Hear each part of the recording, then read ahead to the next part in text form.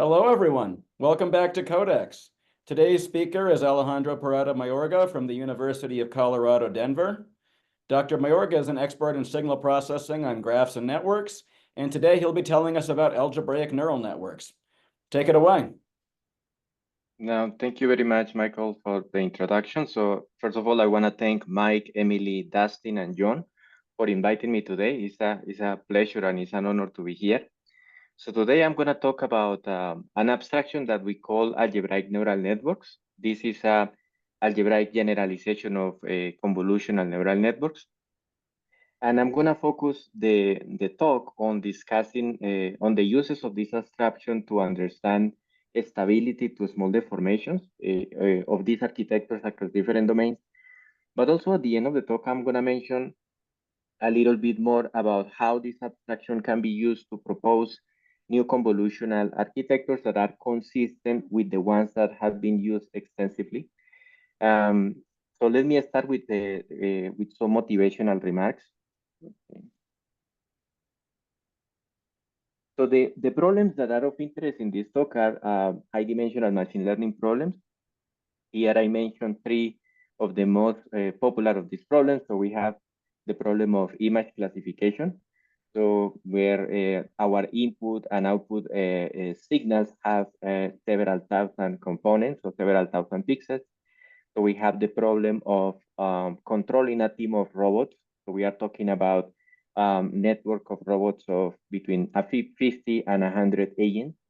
And the problem of determining how a protein folds according to its amino acid structure. So we are talking about a few dozen sequences of amino acids to a few hundred. And in all these three scenarios, one of the things that made the learning challenging is the high dimensionality, right? And despite the fact that this is the case, in all these three scenarios, we have been able to achieve scalable learning successfully by different means. But surprisingly, one of those tools that seems to be key in these three scenarios is the use of a type of a convolutional neural network. In the case of the image classification problem, we can achieve successful learning using a Euclidean convolutional neural network. In the case of the controlling the team of robots, we can use graph convolutional neural network. And in the case of the protein folding problem, we can use a group convolutional neural network.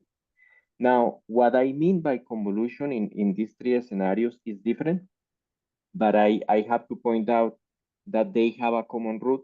And this is important because if they have a common root, this may allow us to explain why the convolution in the three scenarios allow us to achieve scalable learning.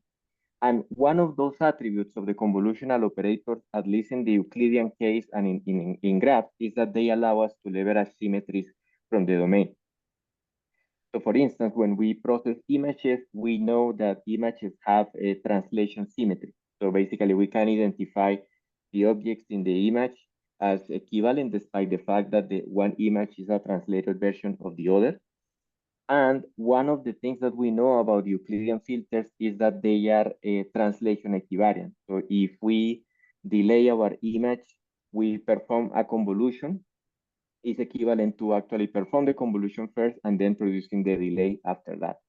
So then in this context, it's not surprising that Euclidean neural networks allow us to achieve scalable learning successfully. In the case of graphs, we have labeled permutation symmetry. So if we relabel the nodes of the graph, we do not change the structure of the graph. And these attributes allow us to have, as it was the case of Euclidean networks, allow us to have convolutional operators that have also labeled permutation symmetries as well. And this attribute allow us to achieve scalable learning. So it's one of those attributes that help us achieve scalable learning. So then if we take into account these 2 points, one of the things that we could say is that the convolutional neural networks scale well because they allow us to leverage the symmetries and equivariances from the domain. However, what I aim to show you today is that there is more to this story, and to show you what, I'm going to mention briefly how is the basic construction of this convolutional architecture. So in the case of Euclidean neural networks, basically we have a stack layer structure. In each particular layer, we have basically two operators. So we have an operator of a convolutional operator. So basically we take our input signal to that layer. We perform the traditional convolution that we do in image processing. And then the output of that convolution, we are going to pass it through a point-wise nonlinearity. So that point-wise nonlinearity basically acts in the amplitudes of that C1 signal. So we are not affecting, so that doesn't affect how the layer actually leverages symmetries from the domain. So then the output of that given layer, we feed that output into a next layer and then repeat the same process. We apply a convolutional operator here, and then we follow that by a point-wise nonlinearity. So one of the things that we can see just from this intuition is that the layers, each layer in the network has that ability to leverage symmetries and has that ability inherited from the filter. And the whole network as well has the same ability to leverage the symmetries, but it's something that we inherit from what we get from the convolutional filter. In the case of a graph neural network, we have again a stack layer structure. And in each layer, we have again a convolutional operator that in the case of graph, we represent with a polynomial matrix where the independent variable is the matrix that represents the graph. So it could be the adjacency matrix, or it could be the Laplacian or the normalized Laplacian, or any matrix that you think captures the properties of the graph that you care about. So then once you apply that operator, you follow that operation by a point-wise nonlinearity. So the point-wise nonlinearity acts again on the amplitudes of this output. And then we have that at the end, each particular layer has the same abilities, has that ability of leverage symmetries inherited from the convolutional filter. And then since we take the output of one layer and feed that into the input of the next layer and so on, we can say, based on this intuition, that the whole architecture inherits that ability to leverage symmetries from the field. So then in this context, one of the things that we could say is that the filters and the networks are equally good at capturing and leveraging these symmetries. But the objects that we use in practice, the ones that work well when we try to perform learning, are actually the networks. So it means that the networks must have desirable attributes that the filters do not have. So in work prior to mine, one of these properties was uncovered, which is the property of stability to small deformations. So when I talk about a deformation, for example, in the case of an image, I'm talking about a small warping. And then as I try to illustrate here in the picture, using a Euclidean convolutional neural network, we should be able to identify these two images as equivalent, despite the fact that one is a small deformed version of the other. And one of the things that was proven in previous work is that these Euclidean convolutional networks are more stable to deformations than the corresponding linear convolutional filters, so for the same level of sensitivity. In the case of graph neural networks, we have similar results in stability. So when we talk about a deformation, we talk about a small change on the edges of the graph. And as I try to illustrate here, we can think about this as a small type of warping. And it has been proven as well that Euclidean graph convolutional neural networks are more stable to deformations than the corresponding linear convolutional filters. Now, despite the fact that these two proofs were done in totally different ways and totally different methods because the geometry of the domains were substantially different, in both cases we have results that have remarkable similarities, which pointed to the fact that there was possibly a common root or a common explanation of why the convolutional architectures were stable, despite the fact that we were working in totally different domains. And this points to the contribution that I want to discuss with you today. So using this abstraction that we call algebraic neural networks, we were able to show that the stability to small deformations is a universal property of convolutional architectures across different domains. So as a particular case of the results that we derive, we obtained the previous results for the stability results for graph neural networks and Euclidean neural networks. But these results also hold as well for convolutional architectures that are defined on graphons, manifolds, Lie groups, and other architectures where other domains where whose applications is more emerging. So today I'm going to focus on the stability to show the usefulness of the abstraction, but I want to emphasize that this framework is rich in the sense that it gives us an algebraic point of view of how we can leverage symmetries and quasi-symmetries when we talk about the stability. And we basically have two axes. So we have scenarios where we deal with commutative and non-commutative operators. Here I'm talking about the filters, the convolutional operators that we are using. And we also have models that have countable frequency representations and uncountable as well. So the results that I'm going to discuss today are here. So I'm going to focus on commutative models, but these results have been extended to other scenarios as well. And at the end, I'm going to mention some ongoing work when we are considering uncountable models that are also non-commutative. So when I talk about countability here, I refer to the frequency representations of the signals that we process, and I'm going to emphasize that later. So the point here is that this particular framework allows us to study architectures whose value has been extensively explored, but also some architectures whose value is more emerging. So that was the motivation, the general description of the talk. I hope that you enjoy seeing some of the details. So now what I'm gonna do is I'm gonna start discussing the algebraic generalization of a convolutional operator. So how we can have an algebraic description of a convolutional operator in an arbitrary domain. So the data that we wanna process, we are gonna assume that it is an element of a vector space. And we are gonna assume for now that, let's say I wanna match two signals that live in the same vector space, and I wanna match those two signals using a linear operator. So we will refer to the set of linear operators as the space of endomorphism.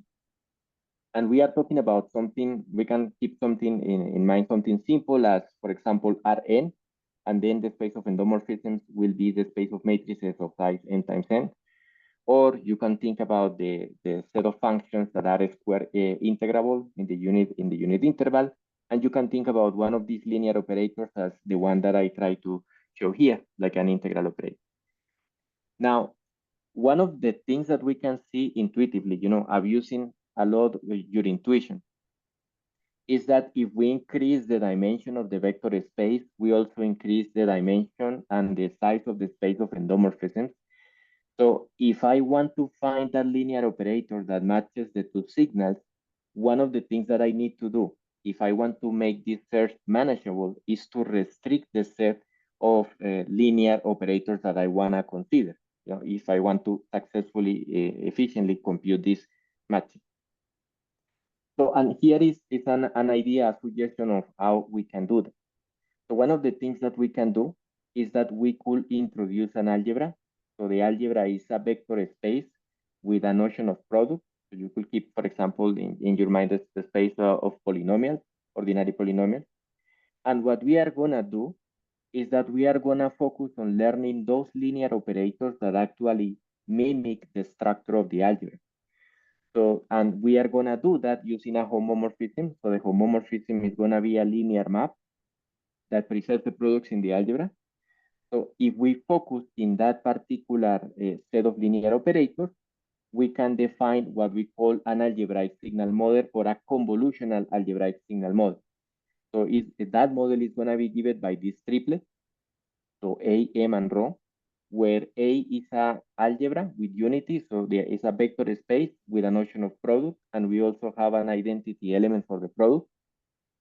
And this particular object is the one object that dictates the rules of convolutional processing in our problem. The vector space contains the data that we want to process, and we are going to refer to these elements of the vector space as signals. And the homomorphism is going to help us translate the filters in the algebra, those abstract objects, into concrete operators that actually transform the data. So basically, the products in the algebra are turned into compositions of linear maps in the space of endomorphism. And when we consider these models, we are performing the convolution. If we want to perform the convolution between a filter A and a signal X, this is basically the expression that is going to give us that convolution. So basically, we map the filter into the space of endomorphisms with the homomorphism. We implement it physically, and then we transform our data. We have the convolution between the filter and the signal. Now, this abstraction is not meant to make things more difficult or more obscure, but instead, the goal that I have here is to have a general representation across different geometric domains.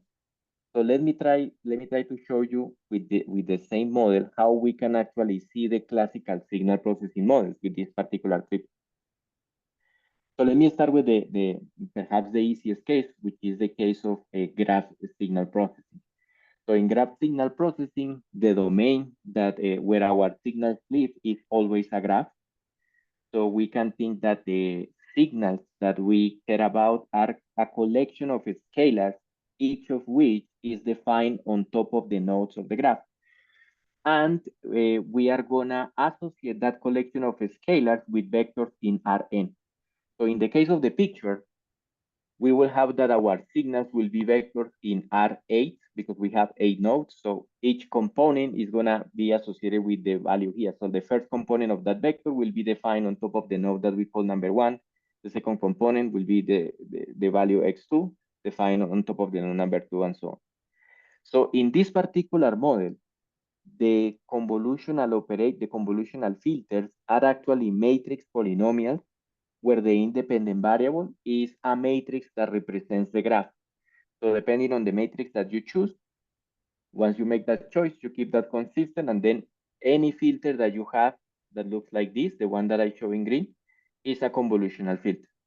So then the convolution between a signal x, here the vector that collects the value x1 up to x8, so the convolution between that x and the filter is just taking the matrix polynomial and operating that on the vector x. So that will give us another signal y. So in the context of the formalism that we presented before, this triplet A, M, and rho, so we will have that the vector space will be Rn, in this case R8. The algebra will be the algebra of polynomials, where we have one independent variable t. It's a symbol that is not, it's an abstract object. And the homomorphism is gonna map the symbol t into the matrix that represents the graph.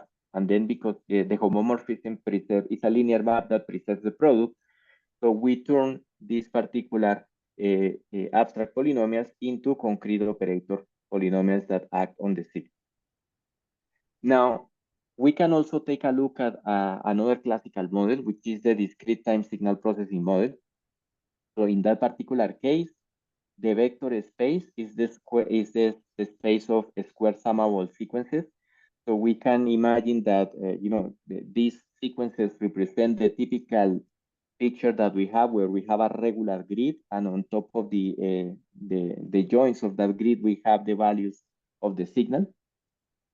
So we have in this particular case, the algebra is again the algebra of polynomials, where the independent variable is that symbol t.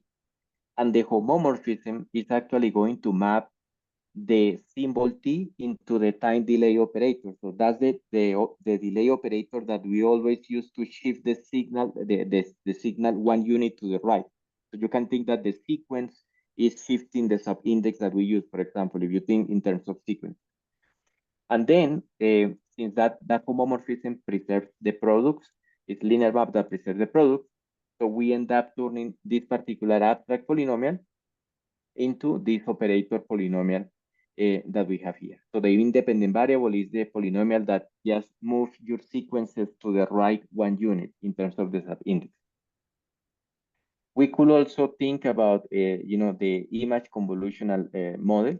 So in that particular case, the vector space is a vector space of matrices that contains the images, that can contain these images. And in this particular case, we replace the algebra by the algebra of polynomials where we have two independent variables, T1 and T2. And in this case, the homomorphism is actually going to map the symbol T1 into that operator that shifts the images to one unit to the right or to the left, depending on the convention that you adopt. And then the symbol T2 is going to be mapped into that operator that shifts your images one pixel down, up or down, depending on your convention. So then you translate the abstract polynomials into these operator polynomials, where the independent variables are just operators that shift your image to the right one unit or up and down one unit as well. Now, we could also look at a convolutional signal processing on group. If we work with a particular discrete group, so we have that the vector space of signals is the space of functions defined from the group into the complex number, for example. We identify the elements of this vector space with this particular symbol. So we have a symbolic sum where we put the elements of the group, and besides we put a scalar. We have that the algebra, or the so-called group algebra, as a vector space is the same space that we have for M, but we also have a notion of product that follows this rule that I'm indicating in red. So basically the ordinary product between multinomials, we distribute the product, we group the elements, and then we get again an element of the algebra. Now, in this particular case, the homomorphism takes the element of the algebra and map it into a product operation. So basically, if we want to perform the convolution between the filter A and the signal F, we end up performing this particular ordinary product, and this is the expression that we have. So those examples that I just mentioned are like classical signal models that can be described in terms of this formal representation with the triplet. But one of the things that we can also take from this representation is that you could actually create different models playing with the algebra and playing with the homomorphism. So you start with your data living on a given vector space.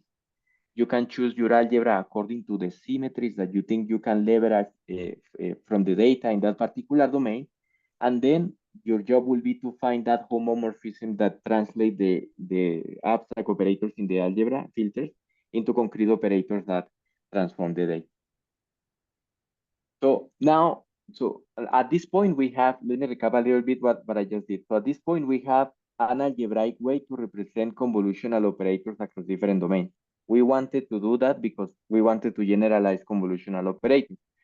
And the goal of doing so is that we can have a generalization of convolutional neural networks. Now, what I'm going to do is I'm going to try to show generalization based on that algebraic formulation of the convolution that I mentioned before. So let me start describing how one layer of this algebraic neural network is built. So we have our input data is going to be processed first by a convolutional operator. This is just the abstract representation of all these convolutions that we mentioned before, or it could be a new convolution depending on the algebra that you chose or the homomorphism that you chose as well. And we are going to follow that particular convolution by a pointwise nonlinearity. And in this particular case, in the general setting, we apply that pointwise nonlinearity, taking into account a basis that emphasizes attributes of the signal that you care about. So you choose a basis that you think emphasizes those attributes, and then the pointwise nonlinearity acts on the coefficients in the expansion in terms of that basis. And then we follow that particular operation by a pooling operator, which basically allow us to match different vector spaces that could take place between layers. And then, if we connect several of these layers, we basically end up with a picture similar to the one that I showed before for the other architectures. So we have a convolutional operator, a pointwise nonlinearity. We have a pooling operator that allow us to match the vector spaces. Then we take that signal and we feed that signal into the next layer where we have also, again, a convolutional operator, another pointwise nonlinearity, and so on. So, with this particular formulation, we have just, an abstract representation of what we had before for Euclidean neural networks, for graph neural networks, for group neural networks as well. So now what I'm gonna do, since we wanna discuss the stability to deformation, now we have the algebraic formulation of the network. One of the things that I need to describe is what I mean by a deformation, and what I mean by a deformation in the context of an algebraic signal model. So in order to do that, I need to introduce a few definitions. So I'm gonna recall the concept of the generator of an algebra. So we are gonna say that a subset of the algebra is a generator set if any element of the algebra can be written as a polynomial function of that element of that set. For example, in the case of the set G, if we have, for instance, one generator, we expect all our polynomials to look like this. So if we have two generators, we are gonna expect all the elements of the algebra to look something like this. If the algebra is commutative, these two elements will commute. If it is not commutative, so there will be no commutativity between them. Now, one of the points to emphasize here is that this particular way of describing the elements of the algebra allow us to simplify how we represent those fields. Now, if we take those filters under the action of the homomorphism, one of the things that we end up having when we apply the homomorphism on the generators is that we end up having the so-called chief operator. And the chief operator will allow us to simplify how we represent the implementation of those filters. So we have one chief operator per generator of the algebra. So if we have that the elements of the algebra look like this for one generator, then when we apply the homomorphism, the implemented filters are gonna look like this, where the independent variable is gonna be the chief operator or the image of that generator as well. Now, when we talk about perturbations, we are gonna model our perturbations in the way that I'm showing here in this particular equation. So imagine that we have a chief operator in blue color. So that's the chief operator that implements our generator of the algebra with no distortion. But imagine that what we get is the chief operator that I indicate in red color, so S tilde. So that particular, so it's a perturbed version of the operator in blue, and it's a perturbed version where I am adding here a deformation function, T of S. Now, if we look at that particular type of deformation and we look in the context of the algebraic model, what we are doing is that basically we are perturbing the homomorphism. So we have that the filters of the algebra are given, they have nothing to do with how we implement them, but somehow in the implementation, errors occur, and we have a distorted version of the original operators that we wanted to use to process our data. And we can think about the chief operators, the polynomials that I'm indicating here are those operators that I would like to implement, the ones that I want to implement, and these ones as the ones that I get with a physical implementation given by the homomorphism. Now, we can have an intuition if we recall a little bit that with some of these chief operators, we can associate symmetries from a given domain. We can have an interpretation of the operator S tilde as an operator that allows us to leverage quasi-symmetries. So in the case of, for example, in the case that I produce a small warping on the image, and I decide to model that deformation in terms of the translation operator, we will have that instead of having translation symmetries, we will have quasi-translation symmetry. So it will be a translation symmetry plus a distortion term there. And something similar happened with the graph. If we produce a small change on the edges of the graph, we will have something close to label permutation equivalent. So here, what I'm showing you in the first line, I try to show you the specific form of the perturbation. I mean, the goal of this slide is just to emphasize that the deformation that we consider is indeed small. So we have a particular form. It's an additive term and a multiplicative term as well. And the other two lines just indicate that it's a small perturbation. Now that we have a notion of what a deformation is in the algebraic model, what I want to show is the stability results for the networks and for the convolutional filters as well. So first of all, let's define what we mean by stability. So imagine that we have an operator P that is whose independent variable is the operator S, capital S. We will say that that particular operator is stable if when we measure the difference between the original operator and a deformed version of that operator, we are going to be bounded by this particular term. And this particular term is a Lipschitz norm. So it is the standard way you measure the size of diffeomorphisms between different spaces. And intuitively, this is telling us that the size of the change in the operator is proportional or is bounded by the size of the deformation as well.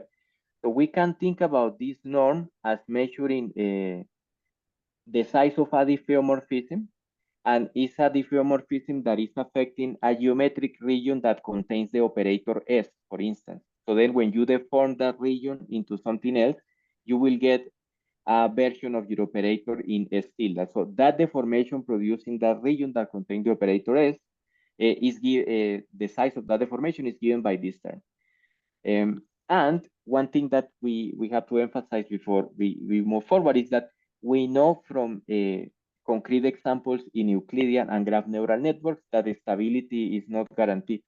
So there are some scenarios where we have instability.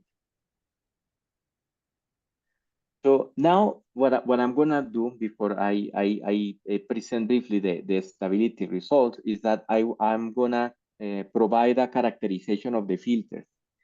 So if we have an algebra with one generator, we will have that our polynomials look like this.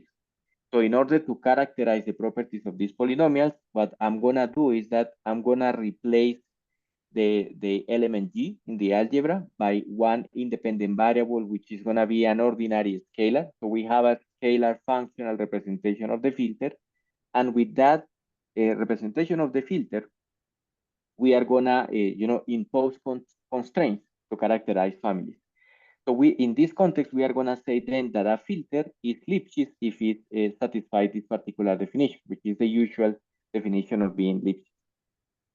Now, using the same line of thinking, so taking a filter using its functional representation by an ordinary function, we are gonna say that the filter is integral Lipschitz if the filter satisfies this particular condition. It means the product between the independent variable lambda and the derivative of the filter is bounded by a constant. So then what is going to happen is that if we restrict our filters to be Lipschitz and to be integral Lipschitz, we can actually guarantee that our convolutional operators in our model are stable. Now, this of course comes with a price. This is a very, very high price, which is we lose some discriminability in the filters, and we can see that mainly in the integral Lipschitz condition. So that happens because in order to guarantee this particular condition that we have here, the function P of lambda must to be flat when lambda grows. For large values of lambda, the polynomial P of lambda tends to be flat. Now, if we extend these results to the whole architecture as well, we essentially can get the same stability bound as long as we guarantee that the pointwise nonlinearities are Lipschitz function with 0 as a fixed point. So we get the same, essentially the same constant. So I normalize a few values here. And, as it was the case of the filters, we are still affected by the restrictions that we have about the discriminability of P of lambda for large values of lambda. So at this point, what I show is that we can have a stable convolutional filters and we have a stable convolutional neural network. But what I'm not showing here, and what I need to show you is what is different between the network and the convolutional filter. So why is that we use actually the filters, the convolutional neural network when we perform the operation of learning? And in order to show you what that is, I need to describe briefly the notion of frequency representation. So in the case of an algebra with one generator, so one of the things that I did before is that I use the expressions of the algebra, which were given like this one, written in terms of a generator. And basically, I replace those expressions by a functional representation, like the one that I have here. And it just happens that in the case of the commutative algebras, whenever you have a convolutional model with a commutative algebra, the formal frequency representation of that filter is always a scalar function. So you will have as many independent variables as you have generators in your algebra. So that's why it made sense to actually have that characterization in terms of that functional form. And one of the things that this particular frequency representation allow us to do is that it allows us, to decouple the filters from the homomorphism. So here, for example, we have a curve that represents the spectral representation of a filter in the algebra with one generator. And here we have the different eigenvalues that we will obtain whenever we implement that filter into a specific model. So we have one particular signal model with a homomorphism that implements, give us an implementation where the eigenvalues are given by this expression in blue. So we have the points indicated in the picture as well. So if we choose a different homomorphism, we still have the same frequency representation, but then we will have different instantiations of these eigenvalues indicated in green. So now what I want to show you with a small example, I want to show you the intuition about why we had to introduce these integral Lipschitz conditions.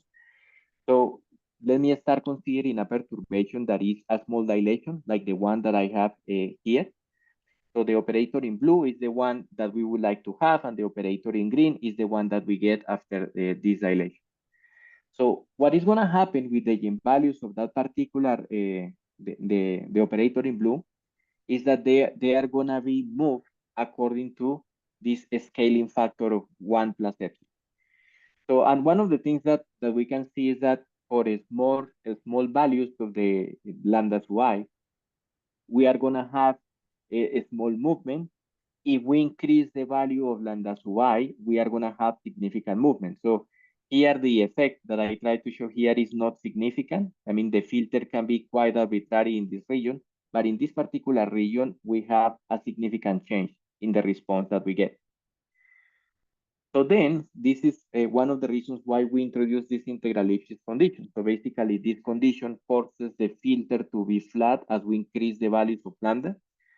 And then what is going to happen is, if we have our dilation for the low values of lambda or the low values of frequency, we have a small movement of the eigenvalues. The filter can be more or less arbitrary, and there is no significant change in the whole response.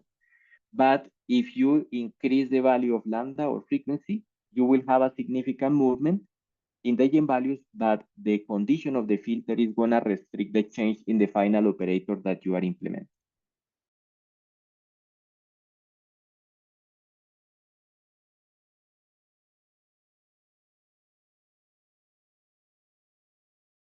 You care about. In the high frequencies, you cannot do that because of the changes. You force the filter to be flat. And this is where the point-wise nonlinearity comes into play, because the point-wise nonlinearity allows you to map information between different frequency bands. So you could have information on high frequencies, can be mapped into the low frequencies, where you can actually use these sharp and selective filters that will help you isolate the features that you care about at the end. So then I can summarize this part of the discussion regarding stability, saying that for the same sensitivity to deformations, the algebraic neural networks are more discriminative than the algebraic filters. And this has, this represents all the results of stability that have been obtained in the literature, and stability results regarding architectures that are more emergent as well. So I want to make a few comments to close this discussion. So during the talk, I emphasize a lot how these networks provide a common language for convolutional architectures across different domains. So we can consider a lot of architectures that were extensively studied, but one important point of this framework is that it allows us to develop new convolutional models that are also consistent with those that already exist. And that consistency goes beyond intuition. It's not just a parallel that we make regarding geometry and so on, but there is a whole algebraic machinery behind all these commonalities. So I want to show you a few two particular architectures that were developed in this context. One of them is that one of a multigraph neural network. In the case of a multigraph is a collection of graphs that share the same node set. So like we have in this picture, for example, we have 6 nodes, and then we have 2 graphs, one graph with red edges and one graph with blue edges. So these graphs appear naturally in scenarios, for example, like autonomous systems or wireless communication systems. Now, one of the issues that people face in the past, at least from the signal processing perspective, when people wanted to do convolutional signal processing, is that in order to leverage the benefits of that convolutional GSP model, what people did is that they basically mix the edges of the multigraph into just one graph, right? But then you had the issue that you lose information, you lose the structure whenever you do this mix. So if you look at this particular domain under the light of algebraic signal processing, you can come up with a convolutional model where basically the polynomials are multinomial polynomials where the independent variables are just the matrices that represent the graph. And that allows you to capture unique dynamics of information that you cannot capture with just one graph. So then if you wanna have a convolutional model, basically you just have this layer structure again, and in each particular layer you have your convolutional operator, which is that multinomial. You follow that by a pointwise nonlinearity. You use as many layers as you need, and you know, this particular model actually shows a specific benefit. One problem that I can mention here in particular is that one of the power allocation problem in a wireless communication system. So people used to deal with this problem using the GSP model. There was a good reason. It was a convolutional model, highly studied, you know, a lot of results. But people were forced somehow by that approach to destroy the structure of the multigraph that was naturally given in that network.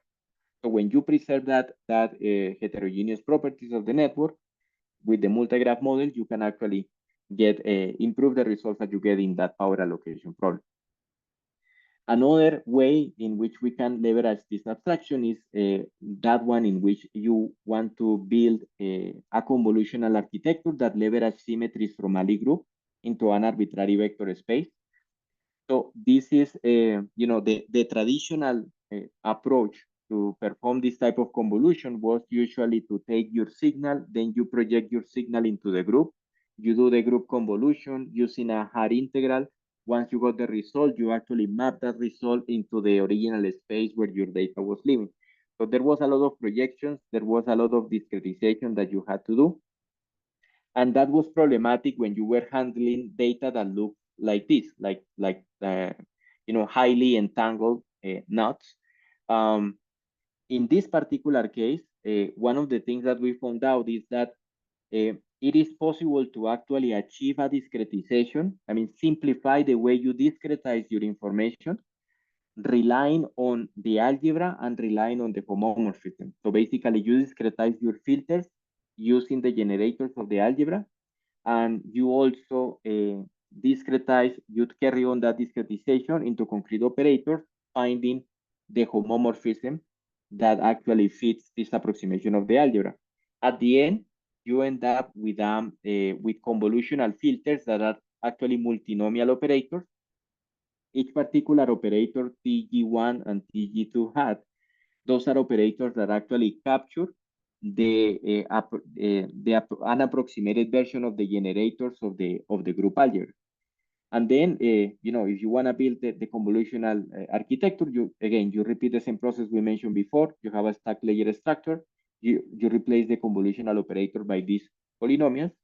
And then, you know, if you evaluate actually this type of approach for that particular type of data that is seen and that is embedded in high dimensional spaces, you can actually improve some of these results. So, and you know, and these are just some of the things that we have done in the last year. But the point emphasizing this is that this is a very rich framework, and that also opens the door for future research that could be interesting. I always like to mention, so one that I really like is that one of processing heterogeneous information on network.